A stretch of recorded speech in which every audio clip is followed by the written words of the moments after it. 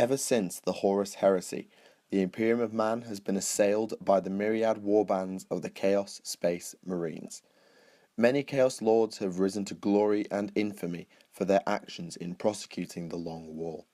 However, some names have been legends amongst the followers of the ruinous powers for over 10,000 years. Mighty warriors during the Great Crusade made the ultimate champions of chaos.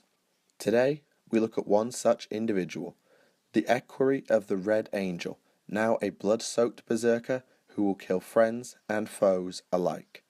This is the tale of Khârn the Betrayer, captain of the 8th Assault Company of the World Eaters.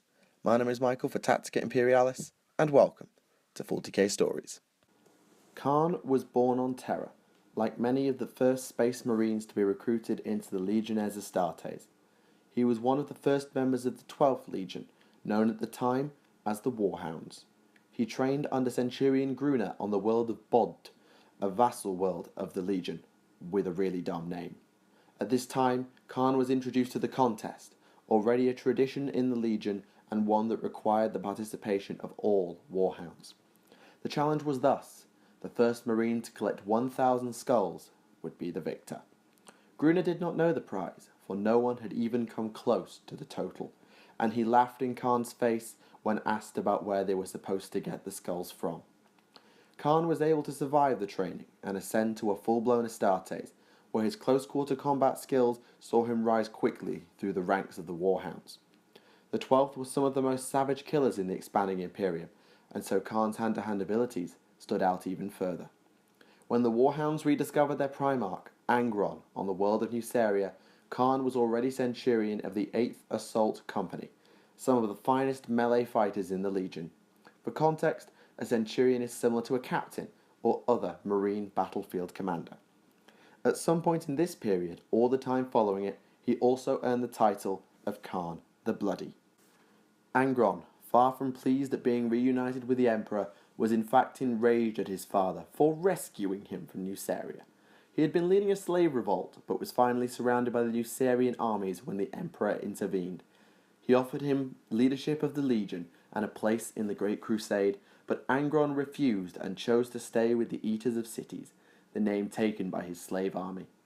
Retreating to his flagship, the Emperor teleported Angron away from the upcoming battle, knowing that his son was doomed to die otherwise. This broke the morale of the slaves, and the next day they were slain to a man by the Nucerians. Angron never forgave his father for that betrayal, and his anger was initially vented upon his legion.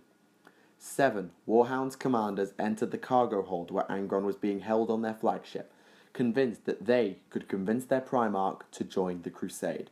7 Warhounds commanders were killed by the Red Angel. Khârn now stood as one of the few Centurions left in the Legion as he approached Angron, the only one amongst them brave enough to face the murderous Primarch. The cargo hold was covered in his brother's blood, and Angron sat upon their bodies, but Khârn never flinched as his lord rose and charged.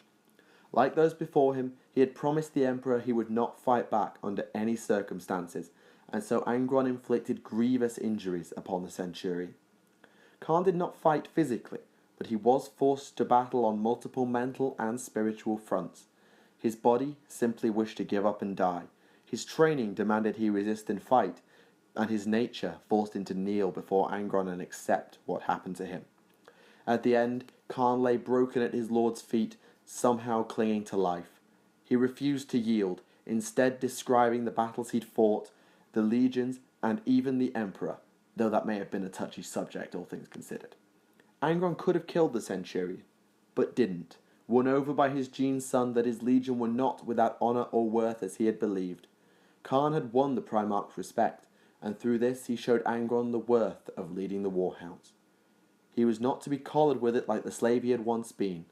Instead, it was a mighty mantle of power, giving him the freedom to bring glorious war and bloodshed to the galaxy. On assuming leadership of the 12th Legion, Angron promoted Khârn to his equerry, a combination of squire, counsellor, and confidant. While they respected their lord's choice, many warhounds and external observers were unsure. Khârn was a mighty warrior, that could not be denied, but that was not the role of the equerry. An equerry was supposed to serve as a foil to the Primarch, which Khârn certainly was not, often second into the fray behind the Red Angel, lacking in the patience or wisdom to help Angron make decisions. Khârn changed under Angron. He became more reckless, with his more unstable traits no longer suppressed. The butcher's nails, cybernetic skull implants used by the Nucerians on their slaves to heighten aggression and combat prowess, only accelerated this degeneration simply by being in their presence. They had been implanted on Angron by the Nucerians. The nails would later be reverse engineered by Angron for use on other legionaries, but it is unknown if Khârn had received them at this time, and so their presence may have been enough. By the time of the Horus Heresy and Istvan III, the newly renamed World Eaters were among the first to swear allegiance to the traitor War Master Horus, an easy target for the ruinous powers. Khârn was among many who invaded Istvan III after the initial bombardment and firestorm failed to destroy all the loyalists following a warning from Saul Tarbits of the Emperor's children. Angron and Mortarion also headed to the surface, as eventually did the traitorous members of Horus's Mornival, Torgadon, and Ezekiel Abaddon. Khârn was described at the time by Garviel Loken of the Sons of Horus as swamped by dark madness, calling himself the Eightfold Path, a philosophy amongst the servants of the blood god Khorne. Khârn and Loken duelled, which ended with Khârn impaled on a dozer blade through the chest. However, the 8th Company Centurion and Equerry refused to die, either through force of will as when he fought Angron, or through the favour of the blood god. The next recorded instance involving Khârn came following the infamous scouring of Prospero. Prospero was home to the Thousand Sons, the 15th Legion, until it was nearly annihilated by the Space Wolves after Horus convinced Leman Russ that the Emperor wanted Magnus the Red, Primarch of the Thousand Sons, killed rather than arrested. The battle for Prospero was intense, and ended with Magnus teleporting himself and his surviving legionaries into the warp in order to save them from the wolves. 6 months after the scouring, Captain Caliston of the Thousand Sons returned to see if any survivors could be found. There was no sign of them or Magnus. Evidently Caliston had been away during the attack. What he found instead was a large force of World Eaters, who killed many of Caliston's squad and captured the rest.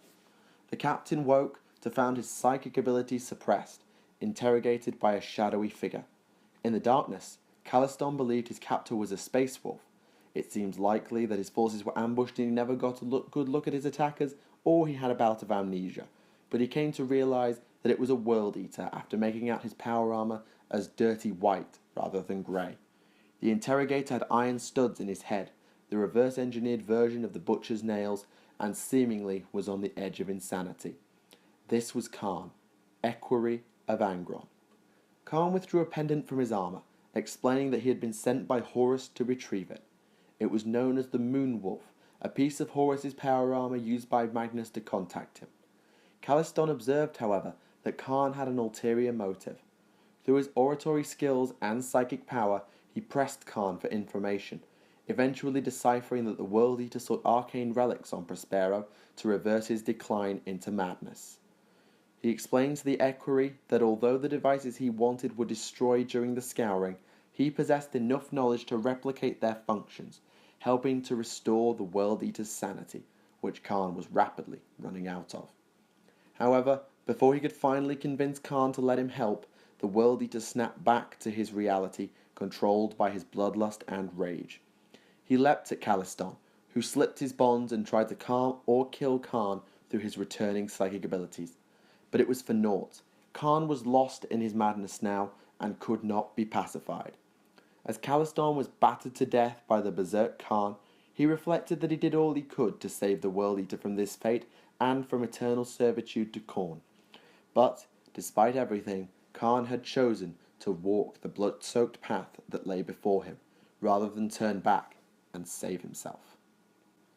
Khârn came into possession of his signature weapon during what was known as the Shadow Crusade, fought by the traitors against the realm of Ultramar. Angron had always wielded 2 chain axes, a large one called Gorefather and a smaller one named Gorechild. However, the latter was broken beyond repair during a battle with the Ultramarines on Armatura, where the sons of Guilliman buried Angron and many of his warriors in rubble. Angron simply discarded Gorechild, knowing it useless to him, but in the aftermath, Khârn found and collected it. He gave it to the members of the Dark Mechanicum attached to the World Eaters, ordering them to repair it despite knowing it violated Angron's superstition of inherited weapons bringing bad luck to their new wielder. Mechanicum menials were sent to locate the teeth of the axe made from the fangs of Mika dragons. However, not all were recovered, as Armatura was subjected to exterminatus. Khârn was forced to improvise, therefore, it is assumed by knocking the fangs out of the Mika dragon skulls in the Legion Museum. Gorechild was eventually returned to its original glory and has been wielded by Khârn ever since. Khârn was present at the Battle for Terra, the final fateful engagement of the Horus Heresy. Wherever the World Eaters attacked, Khârn could be found at the forefront.